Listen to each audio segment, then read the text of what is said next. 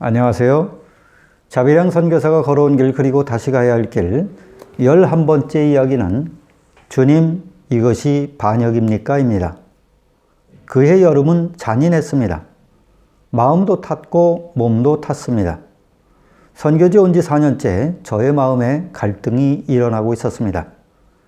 먼저 오신 선교사와도 갈등이 있었고 이탈리아인들에 대한 갈등도 생겨났습니다.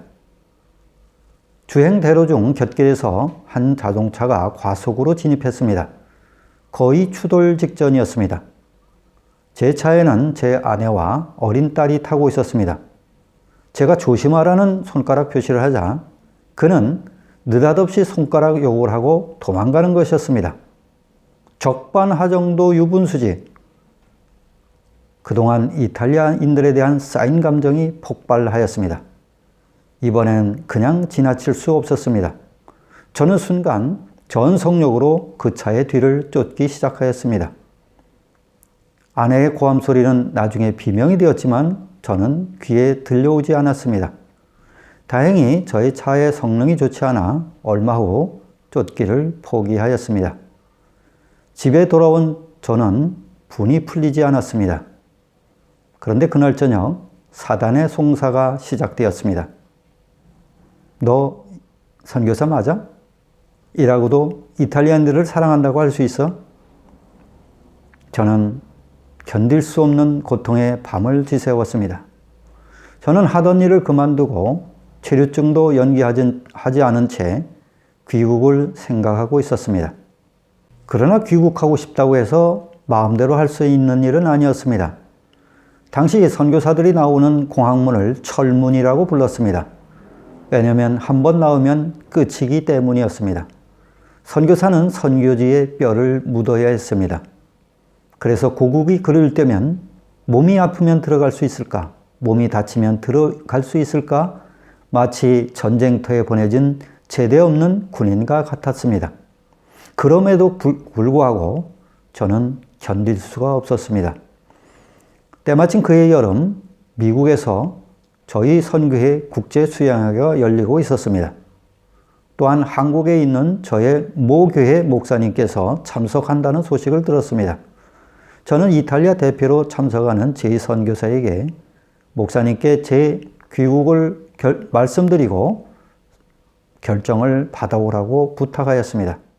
답변을 기다리는 시간은 하루하루가 길고 지루했습니다. 저는 무료함을 달래고자 야외 온천을 나갔습니다. 바닷가라고는 몰랐던 충청도 사람이라 선텐 바르는 것도 모르고 4시간 동안 우통을 벗고 있었습니다. 저녁에 돌아왔을 때 등에 허물이 벗기고 화끈거리기 시작했습니다. 화상을 입은 것이었습니다. 누우려 하니 마치 등에는 깨진 병조각을 박아놓은 듯 했습니다. 그래서 일주일 동안 엎드려서 선잠을 잘 수밖에 없었습니다. 울고 싶었습니다. 아니 울었습니다. 몸도 마음도 새까맣게 탔습니다. 10일간의 애간장을 태우며 기다렸건만 제2선교사는 아무런 답변을 갖고 오지 않았습니다. 제2선교사가 말을 꺼내지도 않은 것인지 아니면 본국 목사님이 외면한 것인지 알 수가 없었습니다. 알 수 없는 분노가 일어났습니다. 그리고 반발심도 생겨났습니다. 저는 스스로 귀국을 결정하고 다음 날 티켓팅을 하러 집을 나섰습니다. 그런데 막상 항공사 사무실 앞에 마음이 망설여졌습니다. 저는 가까운 성당으로 들어갔습니다. 그리고 그곳에서 기도했습니다. 주님, 이것이 불순종입니까? 아니면 반역입니까? 오랫동안 무릎을 꿇고 기도하였지만 주님은 아무런 답변을 해주지 않으셨습니다. 밖으로 나와 본국 목사님께 전화를 드렸습니다. 목사님은 들어오라는 말도 들어오지 말라는 말도 없으셨습니다.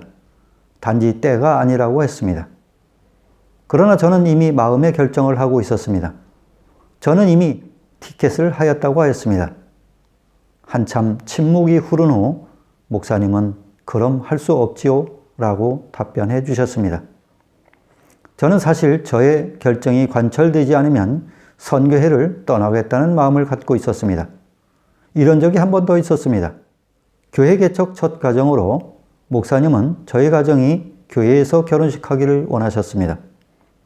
무한한 인내심으로 저를 감당하신 목사님을 생각할 때 의당 순종하는 것이 옳았습니다. 그러나 사정이 달랐습니다. 교회는 100명도 음집할 수 없을 정도로 좁았고 3층에 위치하고 있었습니다. 양가 하객이 최소한 300명을 생각할 때 이것은 믿음을 떠난 문제였습니다. 그럼에도 불구하고 목사님은 교회에 할 것을 고집하고 계셨습니다. 세속적인 예식장보다는 아무리 좁아도 교회가 더 복음적이고 은혜롭다는 것이었습니다. 우리의 줄다리기가 시작되었습니다. 그런데 문제는 그 줄이 너무 팽팽했다는 것입니다. 순종하려니 믿음이 생기지 않았고 불순종하려니 그것은 교회를 떠나는 것과 같았습니다. 목사님이 완강하셨기 때문에 결국 떠날 수밖에 없었습니다. 그러나 그런 일은 생기지 않았습니다. 왜냐하면 자식을 이기는 부모가 없기 때문입니다. 비행기 속에서 다시금 주님께 물었습니다. 주님, 이것이 불순종입니까? 이것이 반역입니까? 저는 아무도 나를 맞이하러 나오지 않을 것이란 비참한 마음을 안고 김포공항에 내렸습니다. 그런데 목사님께서 봉고차에 여러분의 성도를 태우고 저를 맞이하러 나오셨습니다. 그리고 개선장군을 맞이하듯 제 가슴에 커다란 꽃다발을 안겨주시고 활짝 웃는 얼굴로 저의 손을 덥석 잡아주셨습니다. 저의 굳어진 마음은 한순간에 모두 풀리고 말았습니다. 그 후 저는 2달간의 영적 재무장 훈련을 받고 로마가 아닌 피렌체 개척자로 재파송되었습니다.